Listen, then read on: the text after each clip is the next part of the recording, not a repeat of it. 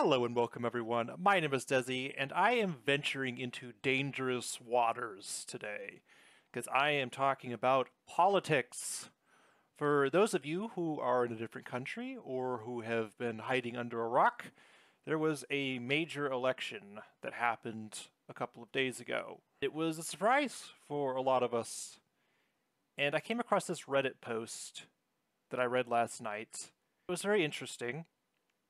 And I tried not to get into the responses too much because it was kind of predictable in its own right. And I wanted to talk about it a little bit and give some of my own thoughts without getting too much into my own personal politics, because that's not what this channel was initially designed for.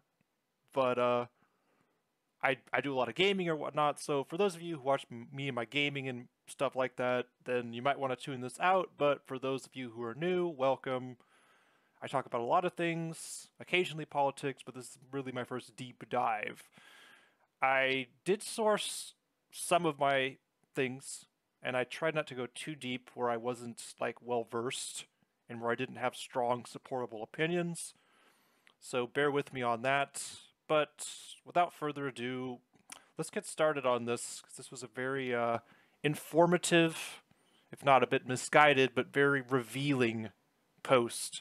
And I think it represents a lot of people who voted for Trump and a lot of problems we're having in the country right now. So, first of all, starts out, I am a solid middle-class guy with a family, 36 years old. I voted for Obama twice, then Trump, then Biden, then Trump again. In local races, I vote for the candidate regardless of party. I'm fiscally conservative and socially liberal. I'm as solid purple as you can get. I'm not a huge Redditor, as you can probably tell from my history. I can tell you exactly why people like me, and there are a lot of us, not on Reddit because you guys are weirdly cultish about your left-leaning ideals, just as much, if not more so, than conservatives, but I digress. Okay, first of all, I want to just get into like the purity testing that the left does. Because, I mean, right off the bat, this guy sounds like he's like, oh, I'm going to get a bunch of backlash for this, so he's like prepping himself for it. And he even put like an edit thing on the bottom. But yes, in the left, there is a lot of purity tests. The left is not a unified front. And there is a bit of echo chamber, but that's like any political party. So, I mean, I don't think that's unique to them. You know, it's interesting, because when he says weirdly cultish, I think of the Trump cult. Because he has his own, like, cult of personality. So that strikes me as a bit ironic. But like I said, this is... I kind of see this as like the everyman post, so to speak, because there really isn't a lot that's inflammatory in here. A lot of it's just a 36-year-old that has a family and has been struggling, and this is why he voted for Trump. But I'll get into it. This is not why Harris lost.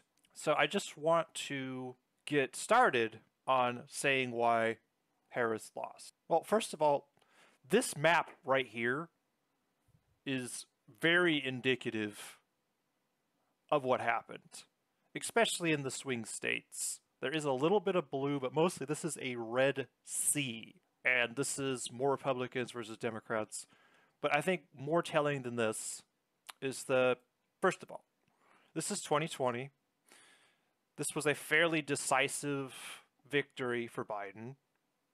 And you have 81 million votes. Popular vote versus 74. So that's substantial on Electoral College. He got most of the swing states. Easy win. This is a failure. Like, this isn't done being counted yet, obviously. But Harris has 68 million. Like, obviously, not all of them are fully reporting. Like, California has a lot of votes. She'll probably get somewhat over 70. Should probably get around 71, 72, but that is 10 million less votes than Biden got in 2020. That is just a stark failure. There's no other way to point it out. Like, there is something fundamentally wrong with this picture. And Trump, no matter what he says, because this is what he does, he's got about 73 million votes. He'll probably go up to 74. So he will likely have the same amount of votes that he did in 2020. This is not a red wave. This is Democrats not voting. This is Democrats being disenfranchised. So anyways, I hope that these kind of prove that point very empirically. Not all the popular votes are counted yet, but she's not going to be much over 70 million at the end of this. Trump is going to win the popular vote, which hasn't happened for a conservative in, like, I think it's like 20 years. I think Bush was the last one who won the popular vote for a conservative. Like, it is embarrassing how poorly she did. But anyways, let's move on to the next part of this, which was, I want to kind of divvy this up. I just didn't want to read the whole thing. I thought it'd be easier to just go through this piece by piece. Kamala is not likable whatsoever. In the 2020 primary, she garnered just 4% of the vote, and that's among Democrats. She was the first to drop out because it was painfully obvious she did not belong there. Yes, he is right. She started off very strong in the campaign, and she completely fell off. She is what has been called a black hole of personality by one of my favorite YouTube, and it's true. And people are acting like that's not what happened. She was a weak candidate in 2020, and her campaign completely fell apart despite her being like one of the forerunners initially. And that doesn't get talked about. And there's so much cope. There was so much cope after Harris got shoehorned in, so to speak, by leftist creators and people on YouTube, whatever that I watch. And it's just like, oh, okay, well, I mean, anything is better than the ailing Biden, who was, like, abysmally bad during the debate. It was clear that his cognitive abilities have declined.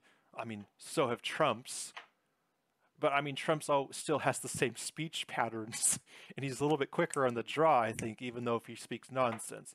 But that's besides the point. And I want to play this clip. This is really what sunk Harris's campaign in 2020. And this is Tulsi Gabbard. I'm not going to get into Tulsi Gabbard, but this is 5 years ago when Tulsi Gabbard held different beliefs and she was on the stage, even though she did basically nothing because she had some pretty wonky stances. But it doesn't matter. The whole point is what Tulsi Gabbard said and was fed, and how Harris responded and how the crowd responded. I'm just going to play it. I think just playing a little bit will be okay. But she put over 1,500 people in jail for marijuana violations and then laughed about it when she was asked if she ever smoked marijuana. She blocked evidence. Now just listen to that cheering. These are people who don't like Harris in that crowd. And look at her response, just kind of shaking. And that's what she did. She just got mopey. Like, she was losing horribly. And she just did not look well with the fake laughter and everything else. And people forget how terrible her 2020 run was. I get it. It's cope. We didn't have a choice. We didn't have a choice. And that, I believe, is why she was lacking the 10 million votes that Biden got.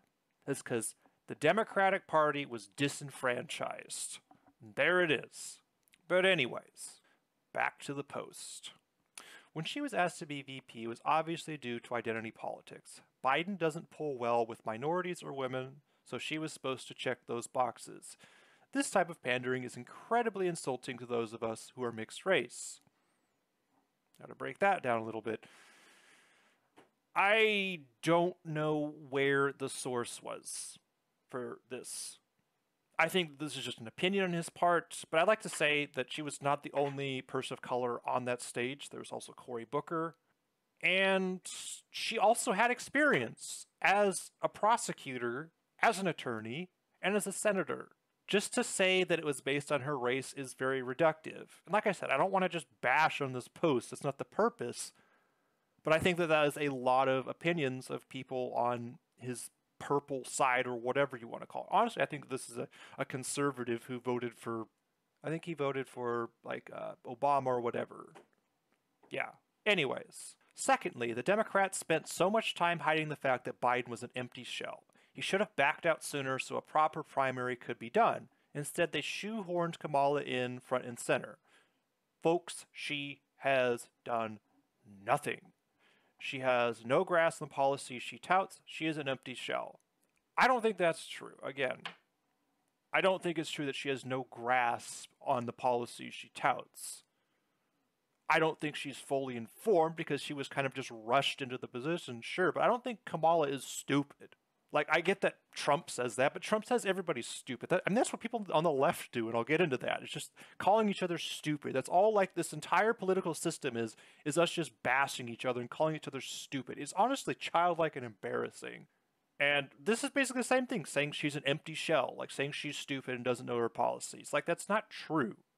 But that's what we do in this country, is we just insult each other. And that's why we'll never have any political unification unless there's another war. But yes, it is true that Biden's cognitive decline and his ability to think on his feet were really not on display until the debate. I'm sure there were people in the White House that knew that he wasn't so sharp as he used to be. He's always had a speech impediment.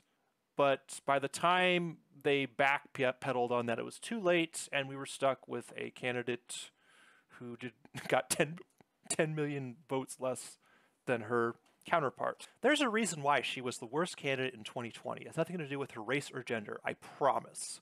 Centrist voters aren't extreme left-right ideologues. We do not view the world through the lens of race like the far left and the far right. Y'all are equally racist in our eyes. It's unbecoming, and you need to quit focusing so much on it. Hands down, she was just a bad candidate. Her biggest strength was she wasn't Trump, which is also why Biden got elected. We knew he was an empty shell in 2020, but he wasn't Trump. I don't think that's why Biden got elected. When you look at the frickin' votes, I think he was elected because he actually had policies. And to be honest, if you're left-leaning and you actually critically look at Biden's administration, there was a lot of good things that were done, especially for working-class people. And that's why I don't understand this whole I'm fiscally conservative, socially liberal. Do you think that conservatives have the middle class and the working class best interest in mind? And I'm going to get into that later, because that is a whole different ball of wax. Also, this individual is focusing a lot on race, which I think is interesting, because that is a very conservative view that, oh, Kamala got peddled up there, or Kamala, I keep saying her name wrong, but, oh, she got peddled up there because she's a black woman or whatever. And that's the only reason why she got in that position, because she's a woman and because she's of color. That is, quite frankly, pretty suspect. I'm going to try to use words that won't get the algorithm to block, to alter my views, because I'm hoping for some commentary on this at least, not like 10 views like a lot of my videos. So why vote for Trump? No, I'm not on board with everything he says and does. Few voters think that way. When you voted for Hillary, did you agree with 100% of everything she said? If anyone acts this way towards their candidate, congrats. You are not an independent thinker. You are a lemming. I can respect people who say, I don't agree with everything this person has to offer, but on the few key things that affect me the most, they align with my beliefs. I care more about buying groceries for my kids than about Palestine. I care more about affording gas so I can go to work more than I care about abortion rights. I have a duty and responsibility to my family and kids, and once those needs are met, then I can start caring about frivolous causes that don't affect me directly. Right now, I don't have that luxury. If I were unmarried, childless, and in a different place in life, I'd probably be right there with you voting for Kamala. Because I'd be willing to sustain another 4 years of economic hardship with an airheaded candidate simply to preserve a handful of ideological tenets. You may be saying to yourself, wow, this guy sold out our country for his own benefit. No, I sold out your candidate to preserve my way of life. Just like you'd sell out my candidate to preserve yours. All right, well, there is a lot to unpack there. This whole bit about buying groceries, I think, is why Trump won. Along with disenfranchisement. Disenfranchisement and bills that are affecting the working class, who are, the working class is the majority of voters in this country, even though they're getting squeezed and squeezed and squeezed and squeezed. The middle class and the working class are getting squeezed, and that is why, one of the big reasons that Trump won. And the fact that people think that Trump is going to fix that is comical, But anyways, I want to go into some graphs. This is the cost of food. And this, of course, pairs with inflation. Now, the cost of food should have gone back down after this inflationary period, but it hasn't. It keeps going up. Granted, it's going up at a slower rate and it's recovered. That's the thing that is people don't recognize, is that we're in a recovery period, but the prices are still going up. And the fact of the matter is the price of food doesn't need to keep going up. I believe a lot of this is corporate greed. There is a profit margin that has widened. Okay, think of yourself as a CEO or a business owner or a someone who is controlling stock. You have prices that increase and costs that increase, so your costs go up accordingly. That's normal. That is not even a capitalistic thing. That is supply and demand. Now, the costs and supply chain issues get fixed after COVID, right? What incentive do you have to lower your prices accordingly? Unless your competition does. And by the way, that's a whole other thing that I'm going to get into in a second, about monopolies and trusts. Your profit margin increases because you're still charging the same price that you were during the inflationary period, even though the cost of supply and gasoline and everything else has gone down. Now, gasoline. It spiked in May, early summer of 2022, where it got really high and it was terrible. And that is, again, why the price of groceries and goods went up so much, along with the supply issues during COVID. Obviously, it crashed, went way down during the worst of COVID because no one was driving anywhere. And then it spiked to the highest it's been, I guess, ever. Like, it was ridiculous. But since then, it has steadily gone down and continues to drop. So gas is not the issue anymore. And yet, this is what this individual says in his post, gas prices. He is 2 years behind during that inflationary period. That has been resolved or is in the process of being resolved. But nobody sees that. They're just like, my grocery bill is still going up. Blame the president. Blame the administration. No, it is greedy corporations. It is this right here. Kroger and Albertsons, that is the big one right now. Do you think this is going to help working class families if Kroger acquires Albertsons and there's less competition between these stores? Kroger, their objective is to charge as high of a price and to have no competition. They are a monopolistic corporation, and they have nobody stopping them. Well, they did. They had this individual, Lina Khan. But guess what? She's going bye-bye. Because there is no way in hell that Trump is going to keep her. And she was the only one stopping this, among other mergers that will reduce competition. These big businesses don't want competition, and they will pay a lot of money to get elected officials in their pocket to increase their margins for themselves and their stockholders. And if you think this is going to help working class people, you are wrong. We are going into a dystopia right now, and it's only going to get worse. Think of all the major corporations that control the supplies with farming, agriculture, groceries, everything else. Gasoline, it's only going to get worse and worse and worse. And if you think Trump is going to help that, you are a fool. Now I sound like a leftist calling everybody stupid. So I guess I'm a hypocrite. Okay, and the other thing I wanted to touch on is real estate. Now, for those of you who know about Kurt Cobain and Nirvana, he grew up in a place called Aberdeen. Aberdeen is adjacent to another place called Hoquiam. I am in real estate. And I came across this listing. I'm not going to show the address or anything for privacy's sake, but this is what's called a multiple listing. And this has basically all this information when it comes to a property. This is 2019. This is an average condition apartment, which I actually have looked at. I know what this apartment looks like. It is average condition. There's nothing fancy about it. Look at these rents. $575 to $650. This isn't a depressed market, by the way. That the population of Hoquiam is like flatlined, and has actually been decreasing since like 1950 because it's an old logging town. So look at these prices, very reasonable. This is now. And actually, this pending price is closer to $1 million, but still. Just look at the rents. $1,275, $875, and these $875, the only reason why there's these $875 is because they're long-term tenants. But everybody who's moving in, and they do some work on the apartments, obviously, some minor renovation, cleaning the carpets or whatever, and they're charging twice as much as they were 5 years ago. Nobody is talking about this. How are the middle class supposed to support themselves when they're getting squeezed on groceries and they're getting squeezed on rents?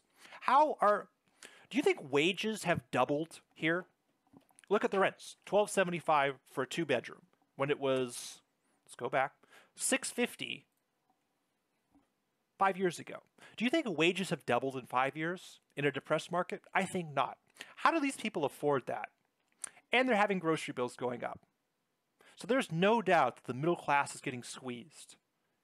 And they think Trump is going to fix it. Which, can you blame them? They're like, I'm struggling. I need a change. And it's only going to get worse. Granted, Harris was going to give like a $25,000 credit to new home buyers. And that's not going to fix the issue. That's just going to cause prices to go up more because that's artificial money being inserted into the economy. It's a great idea on paper, and it will help out initially, but that's just going to cause real estate prices to go up more. And when real estate prices go up, rents go up.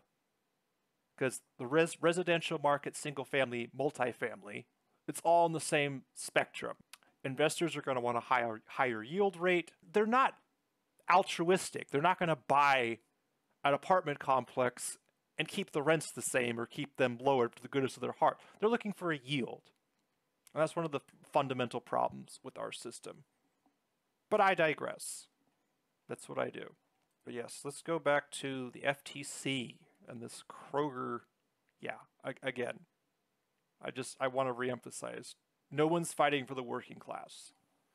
I don't think Harris would have necessarily fought for the working class, like diehard fighting, but there would have been some concessions and efforts. Trump will do nothing and make things worse. He is a real estate mogul.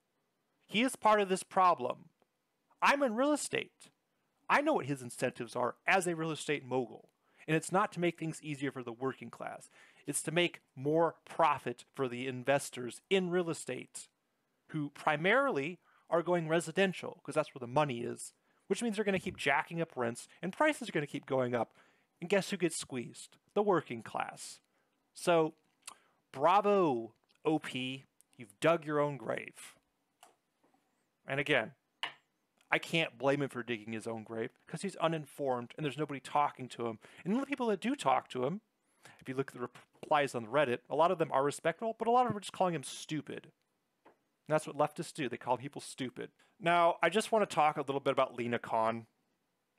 She actually has support among conservatives. This is a gentleman from Florida who is a conservative supporter of hers, and they're called conservatives because they're for busting trusts and they're for anti-monopolization. They are conservatives who actually have a brain on their head or actually just want to help their constituents. Imagine that. There are some of them out there. And also, like, Teddy Roosevelt was a big trust buster at the end of the Gilded Age. And he's, like, lauded by conservatives as some, like, demigod. Apparently, we don't have the same wisdom that we did 120 years ago during the Gilded Age. And don't realize that trusts are bad and that Trump isn't going to help that at all. I also want to point out that the average voter is uninformed and relies on news media that is biased and has a certain agenda, especially Fox News. But also, like, I watched The View, which is fairly left-leaning, the day after the election, and there's this woman of color on there just berating, like, white women and Latino men for voting for Trump. And basically, uneducated white women. This is because of uneducated white women. You should be ashamed. She's just completely going off on it, saying they're uneducated. Uneducated white women are the reason why Trump won. That's going to win you a lot of points. Again, this is just the leftist thing of calling people stupid and uneducated and then wondering why people on the right hate them so much. So, bravo, leftists. And also, I care more about buying groceries for my kids than about Palestine. I care more about affording gas so I can go to work more than I care about abortion rights. That right there doesn't really need a whole lot of comment on my part. It's kind of self-damning, but it's true. It has to be acknowledged that most voters don't care about reproductive rights, especially if they're, because men aren't women. Hate to say it, newsflash, why would they care about abortion? They're looking at their own self-interest and their bills and their rent. And they're saying, we're getting squeezed, we need to change. It's ironic that I'm looking at this. This picture is just irony in itself. Like, if Trump actually kept Lina Khan, that would be like the biggest shock and upset. That'd be a bigger shock and upset than this frickin' election. But anyways, yes. The working class has those of them who vote for Trump, and it's not even that. The people that didn't vote at all. The people that voted for Trump and the people that didn't vote in the swing states, congratulations. You have dug your own grave. Now back to the Post. All Democrats had to do was put someone in who was halfway competent. Instead, they chose the worst possible person and forced it down everyone's throat, and they used every media avenue to try selling it as a good idea. Guys, Trump swept every single swing state, which means every state that has centrist voters saw and believed the same thing I did. Don't blame Trump. He hasn't changed since 2016. Don't blame his loyalists. They were going to vote for him no matter what. Democrats lost this election all by themselves. Between cringe SNL cameos, word salad speech.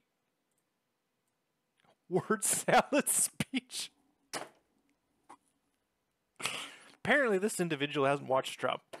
Ducking the media, altered interviews, and fake pandering. Yes, Trump did this too, but Kamala was so much worse at it. Okay. I can't get mad at this person. This person is making vile points and saying what he believes. And that's the thing. A lot of people on this site, if you scroll down, you can see the replies of just people bashing him. Like I said, I didn't get too far into that because that's not why I read this. I wanted to understand why the working class voted for Trump against their own interests. Objectively against their own interests, which I think I've proven at this point. But I will say the amount of cope by the left saying that, oh, it's okay, Kamala was so much better, she's way more competent than Biden, everything's going to be fine, we're going to win easy, Trump's like a deranged fool, there's no way that he's going to get more votes or anything. And you're right, he didn't get more votes. Trump did not get more popular votes. He will roughly end up the same. There it is right there. Empirical. But this amount of cope by leftists, especially people like, I hate to say it, David Pakman, just constantly saying like, oh my gosh, look how Trump's drooling, Trump is sweating, he looks terrible, he can't speak properly, blah, blah, blah, blah, blah, blah. Guess what, David? You didn't affect anything. Congratulations. You didn't sway anybody. By the way, I really like David Pakman. He's like one of my favorite larger people on the left. This whole election just proves that the Democratic Party is out of touch, and it just proves that cope.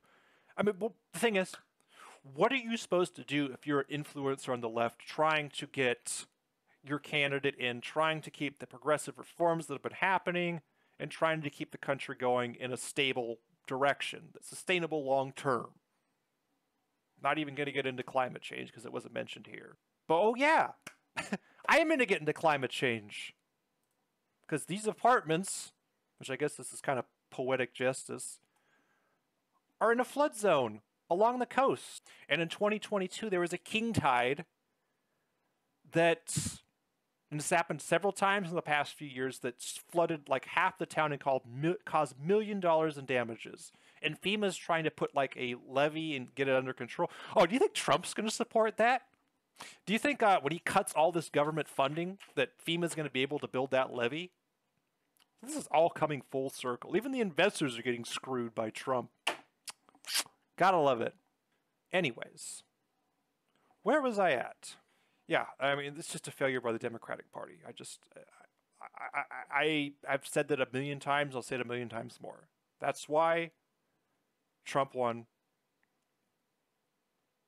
There were people in Biden's cabinet and on his team that knew that he was in cognitive decline and knew he wasn't going to be able to do a debate, but they wanted to keep their jobs. Back to the Reddit post, because we're almost done, and this is turning into a marathon. I came on Reddit today and saw everyone was just melting down. Get yourselves together. You weren't beaten by Trump. You were beaten by your own people who fled the Democrat establishment. Either way, they went and voted for Trump, or they just didn't vote at all. You can hate people like me. In fact, knowing this community, I'm going to get thrashed because I'm an outsider to this echo chamber. And it is. Which will also be another reason moderates are fleeing to the left. You all worship diversity as if it's the only goal, except when it's diversity of thought. I am not a hard left, vote blue, no matter who, person, therefore I'm seen as the enemy to a lot of you. Once again, this is not a matter of moderates fleeing the left. This is a matter of leftists not voting for Harris. There's a lot of inconsistencies in this post, but again, this is your everyman sort of belief for the working class that voted for Trump. Again, it's a matter of people in Biden's cabinet not being able to or not willing to admit that he was cognitively in decline and not wanting to lose their jobs or be replaced. It is a matter of selfishness. The DNC dropped the ball. And until there's reform, crap like this is going to keep happening. That is, if we even have elections in the future. I do think he's spot on about the diversity of thought statements. Leftists are always trying to tear each other apart, and there really is a huge rift between moderate Democrats and progressives. There's no unity. I feel like the Conservative Party is way better at presenting a unified front. Like, you have these religious people like praying over Trump, and Trump isn't even religious. I'm pretty sure he's an atheist. But because he's a conservative, they're willing to throw all of his affairs, all of his infidelity, his walking into dressing rooms of children, and other things of that nature, the Epstein stuff, they're willing to sweep all that under the rug. Could you see leftists doing that? Heck no. Could you see like Hassan Abbey and Destiny holding hands? Because that's kind of what the equivalent is. Granted, it's different in a lot of ways. Or like Frogan or some other influencer, like holding hands with a moderate. No. There are factions on the Democratic side or on the left side, and they will never have common ground. And I think this election kind of proves it. Or at least they don't have common ground now. And if the current status quo goes, Democrats might not win another election. Because the leftists hate each other. They are constantly berating, calling each other stupid. That's what they call conservatives, too. Oh, you're just an ignorant, hillbilly, dumb. I almost said a swear word. You're uneducated. You're not worth talking to. You're scum. You're deplorable. You're stupid. Like, you have big influencers like Vash and Hassan who are not interested in campaigning or building networks or having any sort of productive conversations. They just want to throw insults and make more money. They want to make hit pieces and get views. That's their objective. Then you have people like Destiny who actually campaign and try to make a difference in a lot of ways, but he is also a drama queen and constantly talks about his like horrible relationships with women. As much as I appreciate what Destiny's done, and I'm sorry if I'm getting super arcane about streamers and influencers, but it's relevant, but he's just, I don't think Destiny's a very good person, like morally. He's probably going to watch this video and be like, oh, this stupid idiot. You may not like it, but it's as close to honest as I can get with you all, at least from my perspective. The world may seem like it's ending for some of you because of your blind hatred for Trump, but beyond the name-calling, nasty words, and being mean, you survived his first 4 years. Many of you prospered. Okay. Many prospered. Most ended up worse. Because Trump, his tax cuts mostly helped the wealthy, and we're still reeling from those repercussions. Look for the silver linings at least. The late night TV will be so funny again. Yeah, that's a real great. Like, the economy's going to go to crap. We're going to have monopolies. Bills are going to keep going up. There's nothing to do about the climate. Nothing's going to be done about the climate. And all of our allies are going to hate us. Oh, and don't even get me started what's going on in Ukraine and in Gaza right now. Everything's going to be peachy keen because the TV will be funny again. Again, I did not want to go into this berating this person in their post. But here I am, doing the leftist thing. I don't think I've called him stupid yet, so I've already... I haven't gone to that low bar yet. Just a couple of concluding thoughts. This person is not why Harris lost. She lost because 10 million people voted for Biden and didn't vote for her. Plain and simple. She was a candidate who we did not get to choose.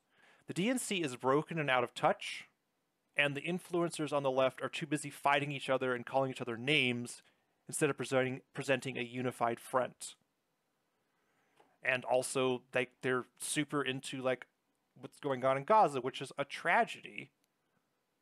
But when you're like the average class working person, if you have a family, and if you're working 10 to 12 hours a day, you don't have a lot of time to read articles, newspapers, and educate yourself because you're too busy working and grinding. And you know what? Maybe that's part. I'm going to lay down some radical stuff here. Maybe that's part of the plan, is to make the working class work more, and to make it so they're so busy grinding away, trying to afford their kids they can't afford, and their house they can't afford, and the mortgage they can't afford, and the rent they can't afford, they don't have time to educate themselves. Maybe that's all part of the grand plan. Because I've known some pretty smart people with college education and everything else like that are absolutely clueless when it comes to economic, including my cousin's like this. He works 80 hours a week and has a 2-hour commute each day. He thinks that poor people are poor because they're not saving money. Literally, this is a person that went to Wharton School of Business and Notre Dame.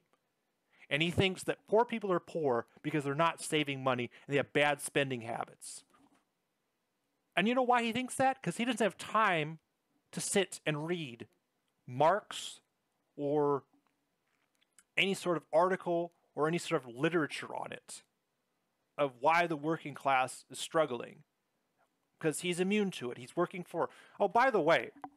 Oh gosh, I hope this blows up. I could get so much pushback from people in my family. He works for a freaking hedge fund. Do you think that benefits the working person? No wonder he's disconnected. But like I said, he's got to provide for his family because he's a working man supporting 3 kids and a wife, a stay-at-home wife. It's very depressing. But that's the way it is. Also, a deeper issue, but also relevant in its own right. Young men have no one to go to since much of the left-leaning content online is simply berating and bashing them. Even like people that I regularly watch and enjoy. And even myself, I'm guilty of this too, as someone who dates both genders and everyone in between. Like, they just get bashed. And there is there is a reason for that. But if they have no one to go to outside of people like Jordan Peterson, Ben Shapiro, and I don't know, Asmongold. I'll write it there. Asmongold. Extremely intelligent individual, despite some people calling him stupid, which he's not. That's the thing. He is stupid in politics, I agree. But he is genuinely an intelligent person. And he's one of those people that if he looked into things, and he has time too, because he literally plays video games every day, that I think he would have and he actually does hold a lot of leftist ideas. It was kind of funny because his dad was in his pig hole of a room talking about why Trump was bad. And he's got a primarily like young right-wing audience, or young, indifferent, neat audience. Anyways, oh, I wanted to point this out too, because I think it's interesting about the gender gap and going forward. Like, generally, more people in the US are moving towards the liberal side, especially among younger, but it is way more women. Like, it is like 3-1.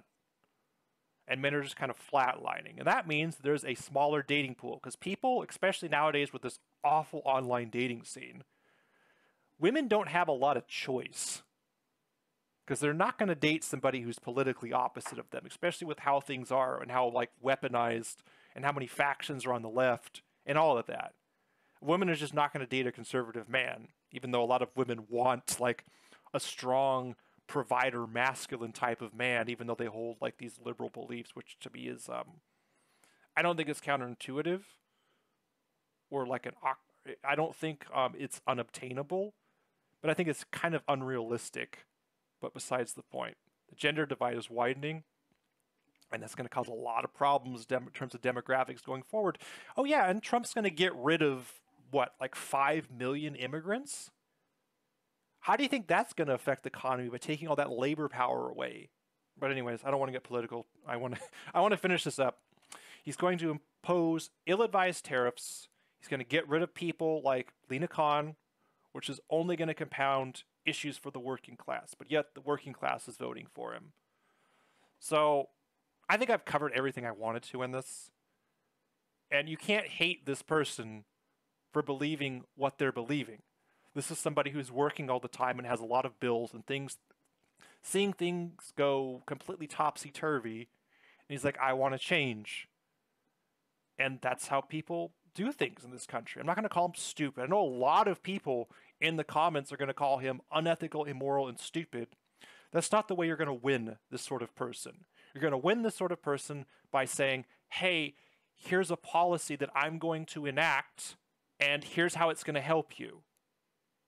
Rather than just give a bunch of empty promises. Yes, Trump is going to cut taxes. That will help.